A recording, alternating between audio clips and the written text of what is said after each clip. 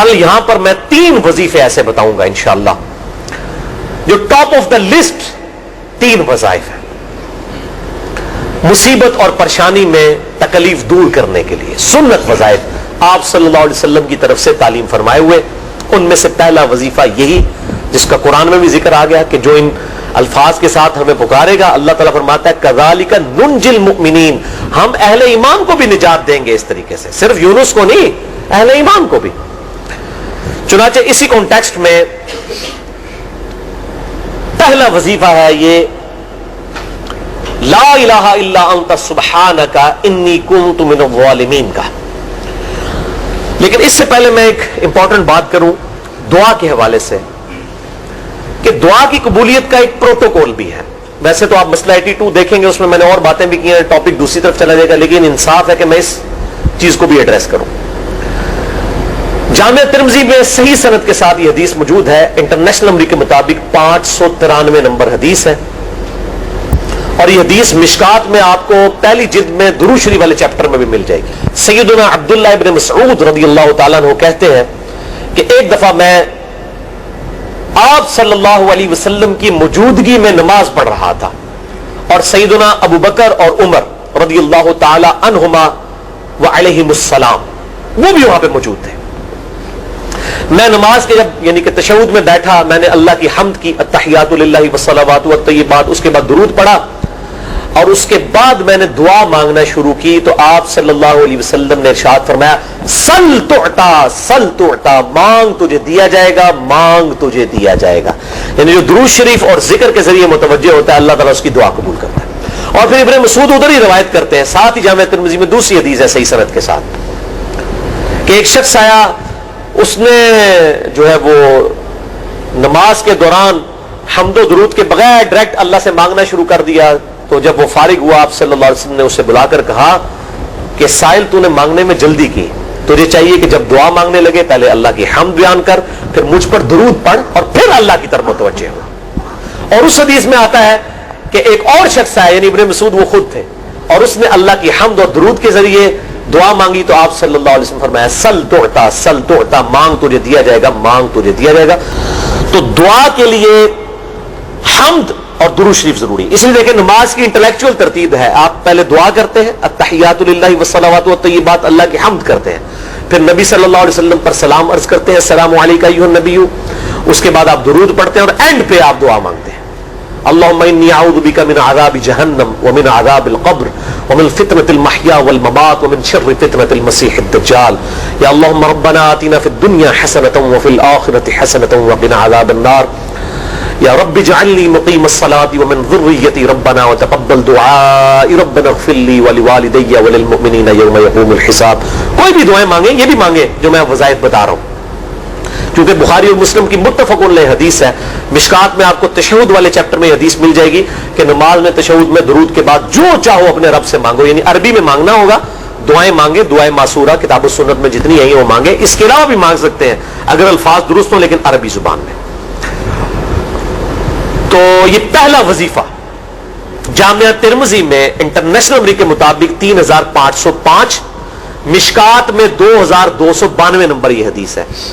اور قرآن حکیم میں تو ہم پڑھ چکے ہیں سورۃ الانبیاء آیت نمبر 87 اور 88 میں آپ صلی اللہ علیہ وسلم نے ارشاد فرمایا کہ یونس علیہ السلام نے مچھلی کے پیٹ میں اپنے رب کو ان الفاظ کے ساتھ پکارا تھا لا الہ الا انت سبحانک انی کنت من الظالمین. اور پھر آپ صلی اللہ علیہ وسلم نے فرمایا کہ جو کوئی شخص اپنے کسی بھی معاملے میں کسی بھی پریشانی میں اس دعا کے ذریعے اللہ کی طرف متوجہ ہو، اللہ تعالیٰ اس کی دعا کو قبول فرما لیتا ہے. اور قرآن میں بھی آ گیا نا کذالک ننجی المؤمنین. اور کتنا بڑا فتویٰ آیا میرے بھائیوں، سورہ صافات 143 144 فلولا انہ کان من المسبحین، اگر یونس ہمیں ان الفاظ میں ہماری تسبیح نہ کرتا للبث فی بطنہ الی یوم یبعثون، تو مچھلی کے پیٹ میں قیامت تک مچھلی کے پیٹ میں رہتا اگر اس طرح نہ ہمیں پکارتا، اس کی قبر مچھلی کا پیٹ بن جاتی. یعنی یہ اتنا عطاب، اور وہ دور ہو گیا اس دعا سے، بہت بڑا اسماء اعظم میں سے ہے. تو یہ بہترین دعا، بہترین وظیفہ، اسماء اعظم میں سے بہترین چیز، اور سب سے بڑھ کر جو میں نے بات کی کہ بہترین استغفار. اللہ سے توبہ مانگنے کا بہترین ذریعہ. اور کس طریقے سے؟ اے اللہ تو تو پاک ہے نا, تجھ سے تو غلطی نہیں ہوگی, میں بندہ ہوں, غلطی کروں گا, تو اللہ نے تو معاف کرنا ہے نا, کیونکہ جب بندے نے اپنی عاجزی کا اظہار کر لیا ہے اور اللہ تعالیٰ کو بتایا اللہ یہ تیری کوالٹی ہے, تو غلطی نہیں کرتا, تو میں تو انسان ہوں, غلطی کروں. تو یہ ہے پہلا وظیفہ. اس کی صحیح سند المستدرک حاکم میں انٹرنیشنل نمبر کے مطابق 1862 نمبر موجود ہے, اور سنن نسائی الکبریٰ میں 10,492 نمبر ہے, اور مشکات میں بھی 2,454 نمبر حدیث ہے انٹرنیشنل نمبر کے مطابق. تو صحیح سند المستدرک للحاکم اور سنن نسائی الکبریٰ کے اندر موجود ہے. اور وہ وظیفہ ہے انس ابن مالک کہتے ہیں اور سعد ابن ابی وقاص کہتے ہیں رضی اللہ تعالی عنہما وعلیہم السلام, کہ آپ صلی اللہ علیہ وسلم کو جب کبھی کوئی تکلیف یا پریشانی پہنچتی تو آپ صلی اللہ علیہ وآلہ وسلم ہمیشہ ان الفاظ میں اپنے رب کو پکارا کرتے ہیں, یا حی یا قیوم برحمتک استغیث, اے خود سے زندہ ہر چیز کو تھامنے والے, میں تیری رحمت کے ساتھ تیری مدد کا سوال کرتا ہوں. استغیث بولیں گے نا الف کے ساتھ, حمزہ کے ساتھ, تو یہ سنگولر کا صیغہ ہوگا, اور اگر ہم بولیں گے نستغیث نون کے ساتھ تو یہ جمع کا صیغہ بن جائے گا. یہ میں اس لیے بتا رہا ہوں, لوگ پوچھ رہے ہوتے ہیں جی بعض جگہ لکھا ہوتا ہے جناب نستغیث, بعض جگہ لکھا ہوتا ہے استغیث, کیا کریے, وہ نستغیث جمع کا صیغہ بنا لیا جاتا ہے. جیسے دعا ہے سنن ابی داؤد میں اللہم اجرنی من النار, لیکن اگر جمع کا صیغہ بنائیں گے تو اللہم اجرنا من النار ہو جائے گا. اس طریقے سے دعائے قنوت کے الفاظ ہیں اللہم اہدنی فی من ہدیت, تو جمع کا صیغہ ہوگا اللہم اہدنا فی من ہدیت. یہاں پر بھی ہے یا حی یا قیوم برحمتک استغیث سنگولر کا صیغہ, اور نستغیث پلورل کا صیغہ, جمع کا صیغہ. کتنی بہترین دعا ہے, اے خود سے زندہ ہر چیز کو تھامنے والے, میں تیری رحمت کے ساتھ تیری مدد کا سوال کرتا ہوں. تو یہ بھی اسماء اعظم میں سے ہے. سنن نسائی الکبریٰ کے اندر صحیح سند کے ساتھ 10,492 اور المستدرک الحاکم میں 1,862 نمبر. بہرحال یہ دوسرا وظیفہ ہو گیا. اب تیسرا وظیفہ جو ہے کمال وظیفہ, صحیح بخاری میں موجود ہے انٹرنیشنل نمبر کے مطابق 4,563 نمبر. ابن عباس رضی اللہ تعالی عنہما کہتے ہیں وعلیہم السلام, وہ کہتے ہیں کہ سیدنا ابراہیم علیہ السلام کو جب آگ میں پھینک رہے تھے نا, تو ابراہیم علیہ السلام نے اس وقت کہا تھا حسبنا اللہ ونعم الوکیل, ہم نے اللہ ہی پر بھروسہ کیا اور وہی بہتر کارساز ہے. اور تمہارے نبی صلی اللہ علیہ وسلم کو بھی جب مصیبت اور پریشانی آتی تھی وہ بھی پڑھا کرتے تھے حسبنا اللہ ونعم الوکیل, ہم نے اللہ ہی پر بھروسہ کیا اور وہی بہتر کارساز ہے. اس کے اندر وہ شعر جو بنا دیا نا نعم المولا و نعم النصیر, ویسے الگ سے آیت ہے, الگ سے آیت ہے, لیکن یہ شعر نہیں بنانا, بس اتنا ہی وظیفہ ہے حسبنا اللہ و نعم الوکیل. اور یہ جو انہوں نے کہا کہ نبی صلی اللہ علیہ وسلم بھی یہ کہتے تھے, اس کا ذکر الحمدللہ قرآن میں بھی موجود ہے, اس سے بھی بڑھ کر سورہ آل عمران کی 173 نمبر آیت میں ہے کہ جب نبی صلی اللہ علیہ وسلم اور اہل ایمان کو یہ خبر پہنچی کہ کافر ان کے خلاف سازشیں کر رہے ہیں, تو نبی اور اہل ایمان نے پکارا حسبنا اللہ و نعم الوکیل. تو حسبنا اللہ و نعم الوکیل قرآن کی آیت بھی ہے, اور یہ ہے وہ آیت, وظیفہ قرآن میں آیا ہوا ہے یہ آل عمران 173 اور صحیح بخاری 4,563. اور مجھے بڑا وجد آیا کہ ابراہیم علیہ السلام کو جب آگ میں پھینکنے لگے تھے انہوں نے اس وقت اللہ کو ان الفاظ کے ساتھ پکارا حسبنا اللہ و نعم الوکیل.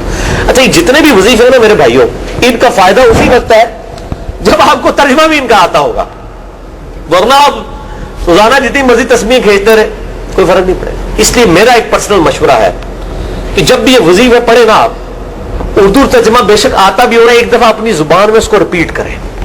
یعنی آپ پڑھیں حسبنا اللہ و نعم الوکیل, میں نے اللہ ہی پر بھروسہ کیا اور وہی بہتر کارساز ہے. آپ دیکھیں یہ صوت القرآن چینل میں جب وہ عربی چل رہی ہوتی ہے, جیسے ہی وہ مراج الدین خان کا ترجمہ شروع ہوتا ہے نا, کیسے کب کبھی تاری ہو جاتی ہے, وہ ہماری زبان میں بات ہو رہی ہوتی ہے نا. ابھی تو نہیں قیام اللیل میں رو رہے ہوتے, ان کی زبان میں بات ہو رہی ہوتی ہے, اپنی زبان کا اثر ہوتا ہے. اسی طریقے سے آپ لا الہ الا انت سبحانک انی کنت من الظالمین, یا حسبنا اللہ و نعم الوکیل, یا حی یا قیوم برحمتک استغیث, جو بھی وظیفے پڑھیں نا, ایک دفعہ ان وظیفوں کو جب آپ الگ سے دعا مانگ رہے ہوں اس وقت اس کو آپ اپنی زبان میں بھی دہرائیں. اور اس کے لیے کوئی تسبیح نہیں کھینچنے کی ضرورت کہ آپ نے اتنے 100 دفعہ پڑھنا ہے.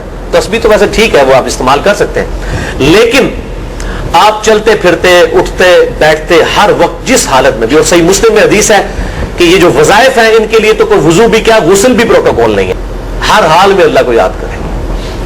اور یونس علیہ السلام نے کتنے یاد کیتا ہے, پھر ظلمات, مچھلی کے پیٹ میں, جہاں نہ کوئی اگربتی تھی اور تعفن پھیلا ہوا تھا اور اندھیرا ہی اندھیرا تھا, یہاں پہ وہ جناب کس طرح وہ روشن کرتے ہیں, پھر 1.25 دفعہ پڑھواتے ہیں. ان میں بتا رہا ہوں آدھا سچ بڑا خطرناک ہوتا ہے, یعنی آیت کریمہ کی اصلیت تو موجود ہے کتاب و سنت میں, لیکن آدھا جو سچ جھوٹ ساتھ ملا لیا نا, اس کے وجہ سارا بیڑا غرق کر دیا ہوا. اور بجائے یہ کہ لوگوں کو یہ وظیفہ بتایا جائے کہ اٹھتے بیٹھتے چلتے پھرتے اللہ کو ان الفاظ میں یاد کریں, اس کو انہوں نے کوئی اور ہی رنگ دے دیا ہوا ہے اور اس کو 1.25 دفعہ ختم اور پتہ نہیں کیا کچھ بنا دیا ہوا ہے.